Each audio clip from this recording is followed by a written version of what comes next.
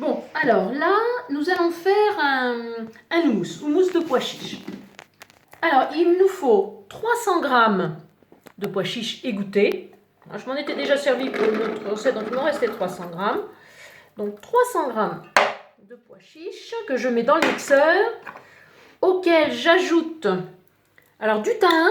Thym, c'est de la purée de sésame. Vous en trouvez de différentes variétés dans les magasins bio. Alors, c'est un peu compact. Alors, 2 bonnes cuillerées. Donc, je vois après s'il faut en rajouter. Je vous dis pour 300 g de pois chiches, 2 à 3 cuillères. Ensuite, 2 gousses d'ail. 2 gousses d'ail. Du sel. Une cuillère à café de sel. Alors, une cuillère à café de sel. À peine, j'en mets pas trop non plus, voilà. Le jus d'un demi-citron. Ah, un petit pépin, ça je m'y attendais. 2 petits pépins. J'avais pourtant fait attention de les enlever avant, mais... Donc, le jus de mon demi-citron. Et je vais ajouter une cuillère à soupe, à peu près de cumin. Ça va un peu coller. Enfin, en règle générale, je le fais comme ça, un petit peu à vue de nez, mais c'est l'équivalent.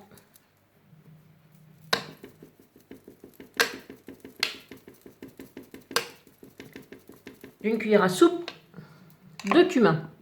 Puis en fonction des goûts, on peut en rajouter ou en mettre moins. Ça, en fonction de chacun. Voilà. Et on a presque terminé. De l'huile d'olive. Je mets une bonne cuillère d'huile d'olive. Cuillère à soupe, pardon.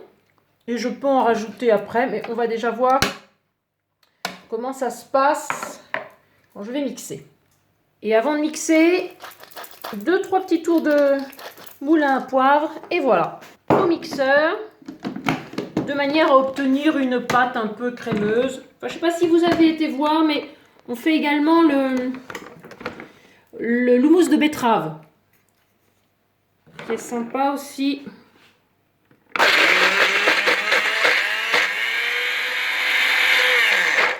Bon, alors, il faut des fois tourner un petit peu, rajouter, si on veut, un peu d'huile d'olive, mais vous pouvez mettre une petite goutte d'eau de temps en temps. Attention.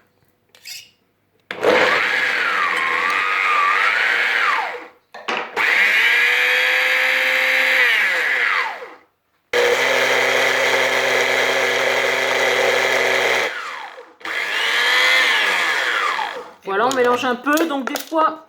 Il vous faut rajouter un petit peu d'huile d'olive ou un petit peu de citron, de manière à ce que tout se mélange bien.